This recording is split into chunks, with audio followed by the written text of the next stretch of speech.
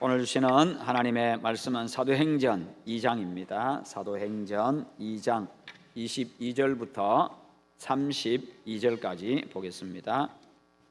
신약성경 189페이지입니다. 사도행전 2장 22절에서 32절까지입니다.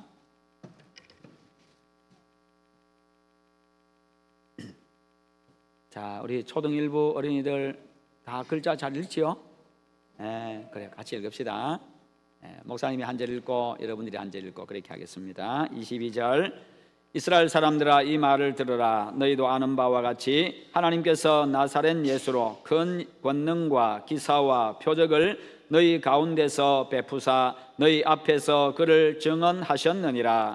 그가 하나님께서 정하신 뜻과 미리 아신 대로 내준 바 되었거늘 너희가 법 없는 자들의 손을 빌려 못 박아 죽였으나 하나님께서 그를 사망의 고통에서 풀어 살리셨으니 이는 그가 사망에 매여 있을 수 없었음이라. 다윗이 그를 가리켜 이르되 내가 항상 내 앞에 계신 주를 배웠으며 나로 요동하지 않게 하기 위하여 그가 내 우편에 계시도다.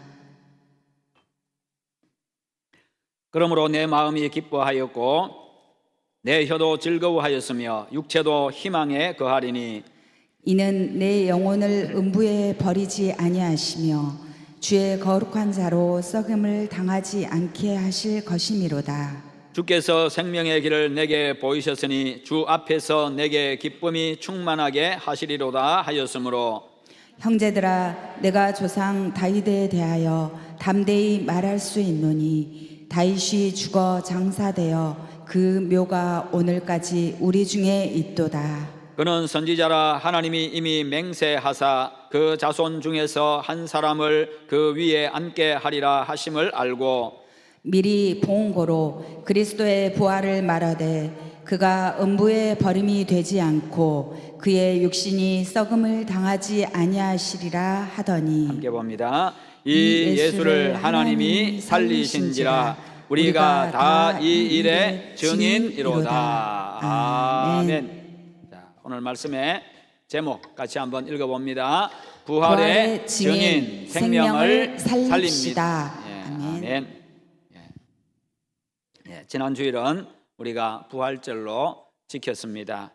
절기를 지키는 것이 참 중요합니다만 이 절기를 지키는 것에서 만족하면 거기서 끝나면 의미가 없습니다. 그것이 반복되어지면 그것이 형식화되어지고 율법적이 되고 맙니다. 그러면 절기를 지키는 감동도 감격도 기쁨도 사라지고 맙니다. 중요한 것은 절기의 의미를 알고 지켜야 되고 그 다음에 그것이 삶으로 이어져야 한다는 겁니다. 그래서 종료주일, 고난주일을 지키면서요 우리는 십자가를 지는 삶으로 내가 세상 속에서 교회에서 가정에서 어디서든지 내가 희생하는 그런 삶, 사랑을 베푸는 삶, 용서하는 삶, 이해하는 삶, 세워주는 삶, 축복해주는 삶, 그런 삶으로 이어져야 하고 부활절을 지키고 나면 우리가 부활의 증인의 삶으로 이어져야 그것이 우리의 절기를 지키는 진정한 의미가 있고 가치가 있는 겁니다. 여러분, 세상에서 가장 중요하고 가장 가치 있는 것이 무엇입니까? 그것은 바로 사람의 생명입니다. 세상에 생명보다 더 중요한 것은 없습니다. 그것보다 더 가치 있는 것도 없습니다. 생명에는 영혼의 생명이 있고 육체의 생명이 있지요. 육체의 생명도 세상 그 무엇과도 바꿀 수가 없이 중요합니다. 그래서 사람의 목숨을 중요하게 여겨야 합니다. 세상에서 가장 중요하게 여겨야 될 것이 사람입니다. 사람과 다른 어떤 과도 바꿀 수가 없습니다. 바꾸어서도 안 되는 거지요. 그러나 육체의 생명은 이 영혼이 떠나는 순간 모든 가치를 상실하고 맙니다. 잃어버리고 맙니다. 그래서 영혼이 떠난 육체, 죽은 육신은요 산에다 갖다 묻습니다. 왜요? 그것은 더 이상 필요가 없기 때문에, 가치가 없기 때문에 갖다 묻는 겁니다. 버리는 겁니다. 그러나 영혼의 생명은 영원합니다. 그 영혼의 생명이 그래서 더 중요한 것입니다. 그런데 죽음 이후의 영혼은 천국에서 복락 가운데 기쁨과 행복 가운데 영원히 살든지 아니면 지옥에서 고통 가운데 영원히 살든지 그 둘 중에 하나입니다. 사람은 누구나 천국 가기를 원합니다. 그러나 여러분, 천국에 가고 싶다고 해서, 가기를 원한다고 해서 다 들어갈 수 있는 것은 아니라는 것이요. 부활하신 예수님, 하나님의 아들, 그리고 우리의 유일한 구원자 예수 그리스도를 믿을 때에 천국에 들어갈 수가 있습니다. 세상 사람들은요, 예수님이 구원자임도, 그리고 십자가 대속의 죽음과 부활도 믿지 않으려고 합니다. 그런데 유명한 이 옥스퍼드 대학의 역사 교수였던 토마스 아놀드 박사는요, 이런 말을 했습니다. 나는 여러 해 동안 역사를 연구하며 문헌과 유물과 고증을 조사하던 중 그리스도가 죽었다가 다시 살아나셨다는 사실보다 더 분명하고 완전히 이해할 수 있는 사실을 인류 사회에서 찾아볼 수 없었다라고 그렇게 이야기를 하고 있습니다. 그리고 칼버트는요, 성탄절과 부활절 설교는 짧을수록 좋다. 왜냐하면 긴 설명이 필요 없는 역사적인 사실이기 때문이다. 그런 이야기를 했습니다. 그만큼 예수님의 부활, 예수님은 죽었다가 분명히 다시 살아나셨다는 겁니다. 많은 것들이 증거해주고 있다는 것이요. 프랑스 황제 루이 14세는 이런 말을 했습니다. 짐이 곧 국가다. 내가 곧 국가다라고 그렇게 이야기했습니다. 그러면서 전횡을 휘두르는 것이요. 자기 자신이 자기 마음대로 그렇게 하는 겁니다. 그러면서 베르사유 궁전을 완성하고 프랑스의 권위를 만방에 떨쳤습니다. 아주 화려한 궁전을 짓고는요, 사람들에게 우리가 이만큼 부강하다, 이만큼 잘 나간다, 내가 이만큼 높은 사람이다, 그것을 세상 속에 자랑을 했습니다. 그러나 그는 로마 가톨릭 신자였습니다. 오늘날 천주교죠. 천주교 신자였습니다. 그러다 보니까 개신교 신자들, 그리스도인들을 박해를 많이 했습니다. 그는 신앙의 자유를 인정하지 아니하고 기독교인들을 박해했습니다. 그는 칙령거역죄로 세오졸프라는 사람을 파리 탑에 있는 옥에다가 가두어 버렸습니다. 높은 옥에다가 가두어 버렸습니다. 그는 부활절날 부활절 행렬을 거느리고 파리 시가지를 행진을 했습니다. 아주 위험 있게 행진을 합니다. 그 행렬을 파리탑 높은 곳에서 옥에서 내려다보고 있던 이 세오졸프는요, 부활의 기쁨과 감격을 가지고, 우리 예수님이 부활하셨다, 그 기쁨, 그 감격을 가지고요, 큰 소리로 부활 찬송을 부르기를 시작했습니다. 할렐루야, 우리 예수 부활 승천하셨네. 세상 사람 찬양하니 천사와 답하도다. 구주 예수 부활하사 사망 권세 이겼네. 구주 예수 부활하사 사망 권세 이겼네. 그러면서 파리탑 높은 그 옥에서 크게 소리 부르니까, 높은 곳에서 부르니까 얼마나 소리가 멀리 퍼져가겠어요. 그래서 밑에 있던 그 부활절 행렬들이요, 그렇게 다 듣게 되는데, 그런데 그 찬송 소리를 들으면서 이 루이 14세가 아주 감동에 빠지게 됩니다. 그 찬송이 그의 가슴을 아주 강하게 때렸습니다. 왜냐하면 그때 그 황제는요, 루이 14세는요, 부활하신 예수님이 왕 중의 왕이심을 깨달았던 겁니다. 그는 부활절 행렬을 거느리고 자기가 왕이니까요, 그렇게 아주 기사등등하게, 그러면서 자기가 꼭 모든 그 찬양을 받는 것처럼, 자기가 왕인 것처럼, 그렇게 최고인 것처럼 그렇게 부활절 행렬을 행진을 했던 겁니다. 그런데 그 세오졸프의 그 찬송 소리를 듣고요, 그냥 구주 예수 부활하사 사망 권세 이겼네. 사망 권세를 이기신 그 예수님만이, 그 예수님이 진짜 왕이다, 온 우주의 왕이다, 그것을 그가 강하게 깨달은 겁니다. 그리고는 그가 그 즉시로 파리탑 옥에 올라가 가지고 세오졸프에게 사과하고 그를 석방을 시켜 주었다고 합니다. 이처럼 부활신앙은요, 교만한 사람을 겸손하게 만들어줍니다. 새 사람을 만들어줍니다. 우리가 진정 예수 그리스도를 믿는다고 한다면, 부활하신 예수님, 살아계신 그 예수님, 그분이 왕이요 주님을 믿는다고 한다면 변화될 수밖에 없는 거지요. 그것을 분명히 고린도후서에서 분명하게 말씀하고 있잖아요. 그런 전 누구든지 그리스도 안에 있으면 새로운 피조물이라. 이전 것은 지나갔으니 보라 새 것이 되었도다. 그렇게 예수 안에 있으면 누구든지 완전히 바뀐다는 거예요. 교만한 자가 겸손한 자가 되어지고, 악한 자가 선한 자가 되어지고, 그렇게 바뀌는 거예요. 여러분, 예수님의 부활을 확실히 믿으십니까? 여러분의 신앙을 다시 한번 점검해 보십시오. 내가 정말 살아계신 예수님, 죽음을 이기고 부활하신 예수님을 확실히 믿는지, 그리고 나의 자녀들이 부활하신 예수님, 살아계신 예수님을 믿는지 점검해 보시기를 바랍니다. 십자가에서 대속의 죽음을 죽으셨던 우리 예수님은 다시 사셨습니다. 부활하신 예수님을 만나고 성령을 받은 베드로가 밖으로 나가가지고 예수님의 부활을 믿지 않는 자들에게 예수님의 부활에 대해서 아주 담대하게 설교를 했습니다. 24절에 보면 하나님께서 그를 사망의 고통에서 풀어 살리셨으니 이는 그가 사망에게 매여 있을 수 없었습니다. 예수님은 죽음에 매여 있는 분이 아니라는 거예요. 죽음에 지는 분이 아니라는 겁니다. 사람들은 십자가에 못 박여서 예수님을 죽였습니다만 그러나 그분은요 죽음을 이기고 다시 살아나신 왕이십니다. 생명의 주인이십니다. 예수님을 배반했던 베드로가 부활의 주님을 만난 이후에는 자기의 목숨을 걸고 이제 예수님이 살아나셨다고, 예수님이 부활했다고 나가서 큰 소리로 외쳤던 겁니다. 부활의 증인이 되었습니다. 베드로의 고백을 들어보십시오. 32절에 이 예수를 하나님이 살리신지라 우리가 다 이 일의 증인이로다. 우리가 다 목격하지 않았느냐? 부활하신 예수님 만나지 않았느냐? 하나님이 그분을 죽음 가운데 다시 살리셨다. 우리가 증인이다. 그렇게 외치고 있습니다. 여러분, 이 고백이 오늘 여러분 모두의 고백이 되시기를 축원합니다. 이 확고한 부활신앙 고백이 있어야 기쁨과 소망이 넘치고 부활의 복음, 생명의 복음을 전할 용기가 생기고 담대함이 생기는 겁니다.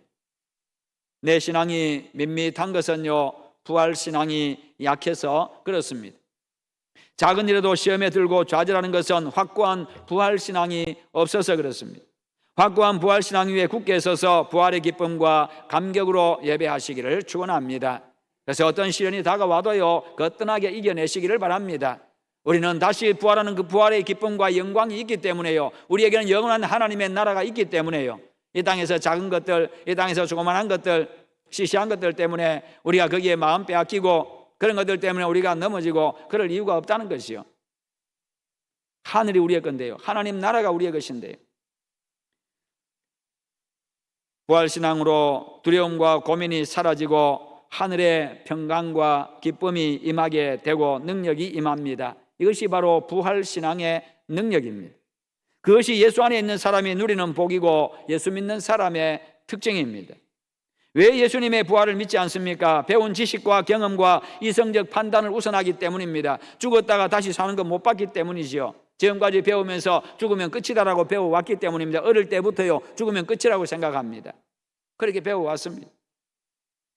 자기가 눈으로 본 일도 없습니다. 그러다 보니까 이성적으로 자기가 그냥 그동안에 듣고 배우고 본 바로 경험한 바로 생각해 보니까 불가능하다고 생각하는 거예요. 그러니까 부활을 안 믿는 것이요, 그냥 인간 세계 속에서 인간의 한계에서만 생각한다는 겁니다.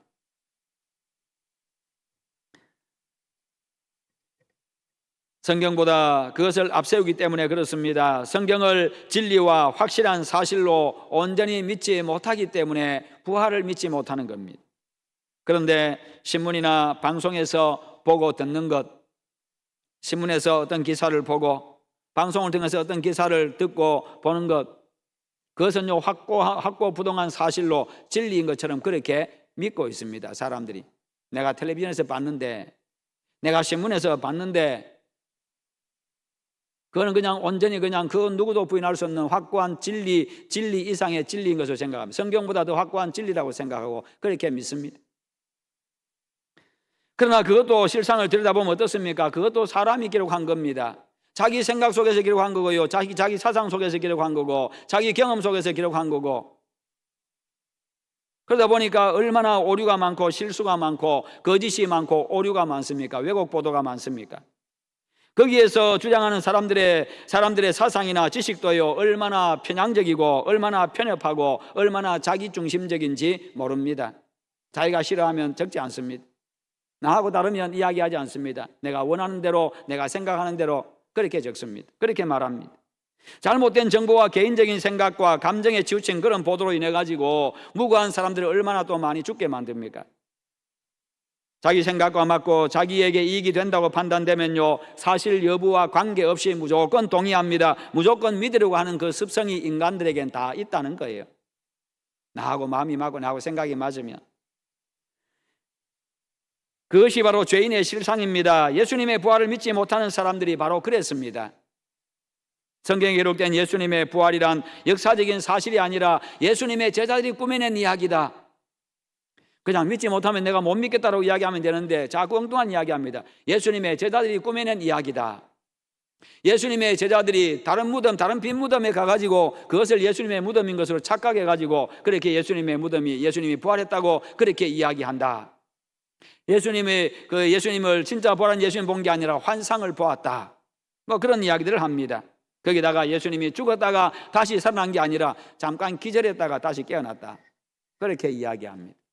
십자가에 돌아가신 예수님 다 봤습니다. 창으로 찌르고 못으로 봤고요. 죽은 거 다 봤습니다. 그럼에도 불구하고 기절했다 깨어났다고. 그동안에 십자가에 못 박혔다가 살아난 사람이 아무도 없었음에도 불구하고 그것은 인정하지 아니하고 그냥 그렇게 이야기합니다. 시체를 훔쳐서 옮겨놓고는 예수님 부활했다고 이야기한다.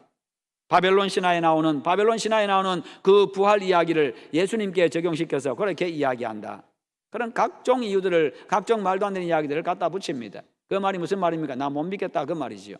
그러면 그를 자세한 이야기 할 필요 없습니다. 나 못 믿겠다 하면 되는 건데 왜요? 성경을 부정하고 싶은 겁니다. 그리스도인들이 싫은 겁니다. 교회가 싫은 겁니다. 그냥 그렇게 하고 싶은 거지요.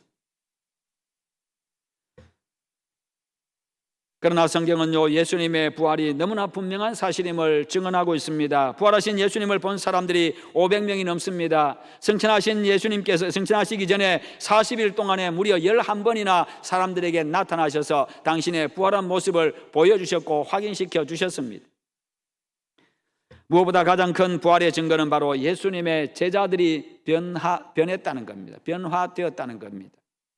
예수님 때문에 죽을까 봐 그토록 비겁하게 행동했던 베드로 그리고 제자들 다 도망가 버렸습니다. 예수님을 부인했습니다. 그랬던 제자들이요, 부활하신 예수님을 만나고 난 다음에 어떻게 합니까? 성령을 받고 나니까 그 다음 나가서 예수님 부활했다고 목숨 걸고 나를 예수님 부활한 게 맞다라고 그렇게 증언할 때 나를 죽이려면 죽여라, 나를 옥에 가두려면 가두어라, 그냥 그런 각오를 가지고 나가서 예수님 부활했다고 그러면서 외치고 다녔습니다. 그들은 예수님의 부활을 이야기하다가 십자가에 거꾸로 못 박혀 죽기도 하고요, 톱으로 사지가 잘려나가고 목이 잘려나가고 사자의 밥이 되고요, 불에 태워 죽이고 그런 각종 많은 사람들이 그렇게 그리스도인들이 순교를 당했습니다. 거짓을 위해서 어떻게 그렇게 목숨을 버릴 수가 있겠습니까? 성도 여러분, 우리 죄를 대신해서 십자가에 못 박혀 돌아가셨던 우리 예수 그리스도께서 3일 만에 다시 살아나셨습니다. 예수님의 부활은요, 죄로 말미암아 죽었던 인류에게 생명을 주었습니다. 절망의 인간에게 소망을 주었습니다. 어둠의 인간들을요, 빛으로 하나님께서 옮겨주셨습니다. 두려움을 평안으로 바꿔주시고요, 그리고 슬픔의 변에서 기쁨이 되게 하셨습니다. 정오와 미움이 사랑으로 바뀌겠고요, 시기와 질투가 축복으로 바뀌겠습니다. 세상의 모든 것이 예수님의 부활로 말미암아 새롭게 된 것입니다. 이 사실을 확실히 믿고 부활의 증인으로 살아가시기를 축원합니다.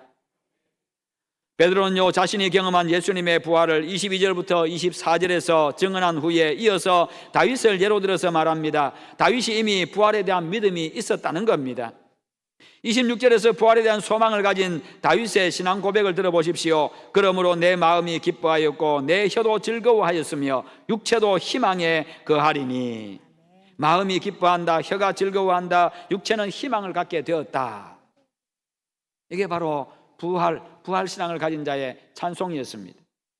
28절에 주께서 생명의 길을 내게 보이셨으니 주 앞에서 내게 기쁨이 충만하게 하시리로다. 부활의 소망을 가지면요, 기쁨이 충만해집니다. 어두움 속에서도 절망할 수밖에 없는 환경 속에서도 소망을 갖게 됩니다. 그래서 예수님의 부활을 믿는 그리스도인들의 모습은 바로 기쁨입니다. 그리스도인의 모습은 기쁨이요 평강입니다. 부활신앙으로 하늘의 기쁨과 평강으로 충만한 여러분들 다 되시기를 축원합니다. 부활하신 주님을 만난 후에 기쁨과 사명감으로 충만해진 베드로는요, 부활의 예수님을 증언하는 일에 자신의 생명을 바쳤습니다. 24절에 하나님께서 그를 사망의 고통에서 풀어 살리셨으니 이는 그가 사망에 매여 있을 수 없었습니다. 하나님이 예수님을 죽음에서 다시 살리셨다. 32절에 이 예수를 하나님이 살리신지라 우리가 다 이 일의 증인이로다. 그는 부활의 증인이 되었습니다. 이 설교를 들은 사람들에게 어떤 현상이 나타났습니까? 베드로의 설교를 듣고 사람들이 어떻게 반응합니까? 37절에 그들이 이 말을 듣고 마음에 찔려 41절에 이날의 신도의 수가 3천이나 더하더라. 부활의 확신을 가지고 나가서 그 부활 설교를 했더니 하루에 3,000명이 회개하고 돌아오고요, 많은 사람들이 마음이 찔려가지고 회개하고 예수 믿게 되었다는 겁니다. 이게 바로 복음의 능력입니다. 거기에 대해 가지고 42절 이하에 보면요, 교회가 생겨나게 됩니다. 하나님의 나라가 이루어졌습니다. 부활신앙 공동체, 부활신앙의 교회가 생기게 되었습니다. 내가 부활의 증인이 될 때에 가정과 교회와 지역이 바로 부활신앙의 공동체가 되어집니다. 부활 공동체는요, 생명의 공동체입니다. 기쁨의 공동체입니다. 소망의 공동체입니다. 그래서 교회는 바로 생명입니다. 교회는 기쁨입니다. 교회는 소망입니다. 그리고 부활 공동체는 행복의 공동체입니다. 그래서 교회는 행복입니다. 예수 믿는 여러분들 속에 기쁨과 소망과 행복이 넘쳐나기를 축원합니다. 그래서요, 이 교회 공동체는요, 예수님의 부활을 믿고 예수님의 부활이 나의 부활임을 믿는 부활의 증인들로 말미암아 탄생을 했고, 그 증인들로 말미암아 교회가 유지가 되어집니다. 오늘날 예수님의 부활을 믿는 우리가 바로 부활의 증인입니다. 예수님의 부활을 전하는 부활의 증인, 바로 그 증인의 삶을 감당하시기를 바랍니다.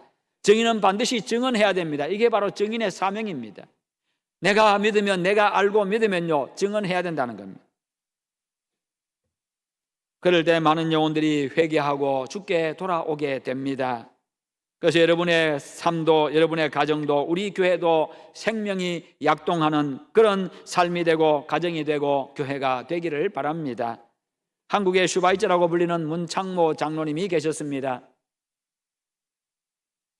1907년도에 태어나가지고 2002년도에 돌아가셨습니다. 96세 일기로 돌아가셨는데, 그는 북한에서 태어났습니다. 의사였습니다. 독립운동가였습니다. 그리고 교육가였습니다. 문창모 장로님.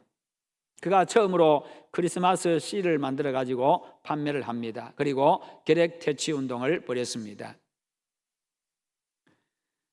세브란스 병원장이었고 인천 도립병원 병원장이었고요, 여러 병원장직을 맡아서 봉사했습니다. 의사로서 86세의 최고령 국회의원이 되기도 했습니다. 86세의 국회의원이 되고요, 96세에 돌아가셨는데요, 그가 96세로 하나님 나라에 부름받기 전까지 70년 동안 환자를 돌봤습니다. 그리고 평생 사람을 살리는 일에 헌신하면서 그리고 복음을 전했습니다. 하루는 경찰관이 죄수 한 사람을 데리고 왔습니다. 병원에 다쳤겠지요. 다쳐가지고 죄수 한 사람을 데리고 왔는데, 죄수를 데려올 때는 이게 손을 묶잖아요. 묶어가지고 수갑을 채우더니 손을 묶어가지고 그렇게 병원에 왔습니다. 그리고 이 사람이 다쳤으니까 고쳐달라고, 치료해달라고 그렇게 죄수를 데려왔는데, 그런데 이 문창무 장로님이 가만히 보면서 치료해 주지만 이 사람이 너무나 불쌍했던 겁니다. 그는 사형수였습니다. 사형을 선고받은 사람이었는데, 그래서 이 사람에게 복음을 전해야 되겠다 싶어가지고 그 사람에게 복음을 전했습니다. 당신이 무슨 죄를 지어서 이렇게 사형수가 되었는지 모르지만, 이런 상황이 되었는지 모르지만, 그러나 예수 믿으세요. 예수 믿어야 천국 갑니다. 그러면서 그에게 복음을 전했습니다. 그리고 치료해가지고 돌려보냈습니다. 그 다음날 경찰관이 병원에 찾아왔습니다. 와가지고는, 아니 원장님, 아니 그 죄수한테 무슨 약을 먹였길래, 무슨 약을 처방했길래 밤새 그 사람이 통곡하고 울고 잠도 안 자고 울고 그렇게 했습니다. 그랬더니 이 장로님이, 제가 신약과 구약을 처방했습니다. 신약과 구약을 처방했습니다. 그렇게 이야기했다고 합니다. 복음을 듣고 그가 다시 거기에 오게 가가지고는요, 그가 그냥 그렇게 자신을 회개하고 예수 믿었다는 겁니다. 그리고 그가 사형장으로 가면서 그는 이런 이야기 했다고 합니다. 나는 지금 천국으로 가는 길입니다. 그러면서 사형 집행을 당했다고 합니다. 여러분, 옛약속인 구약과 구약성경과 새약속인 신약성경은요, 죄인인 인간이 죄를 씻고 영원한 생명을 얻는 그 단 한 가지 방법을 처방을 하고 있습니다. 그게 바로 예수 그리스도입니다. 예수 그리스도예요. 인류의 유일한 구원자 예수, 사망 권세를 이기고 다시 사신 예수 그리스도, 그분만이 우리의 죄를 용서해주고 내 죄를 다 씻어주고 천국 가게 하는 유일한 처방전이라는 겁니다. 그분만이 유일한 구원의 길입니다. 그래서 인간에게는요, 예수님 외에는 생명이 없습니다. 소망이 없습니다. 그래서 우리가 나가서 예수 믿으라고 소리 지르는 거예요. 예수 믿으라고 그렇게 하는 겁니다. 예수 믿으라고 밥도 사주고, 예수 믿으라고 차도 사주고, 예수 믿으라고 차도 타주고요, 그렇게 하잖아요. 욕들을 먹어가면서 지나가다가 저 사람들 미친 것들인가 그런 표정으로 지나가도요, 그냥 그렇게 하잖아요. 전도하잖아요. 그래서 예수 그리스도의 유일한 구원자 되심과 예수 그리스도의 십자가 대속의 죽음과 부활을 믿는 부활의 증인인 우리가 바로 세상의 소망입니다. 우리가 세상을 살릴 수 있습니다. 부활의 산 소망을 가지고 하늘의 영광과 기쁨을 누리시기를 축원합니다. 이 소망과 영광과 기쁨으로 부활의 증인의 삶을 살아가시기를 바랍니다. 그래서 세상이 생명을 얻게 하고 기뻐하게 하는 참으로 행복하고 복된 부활의 증인이 다 되시기를 주님의 이름으로 축원합니다.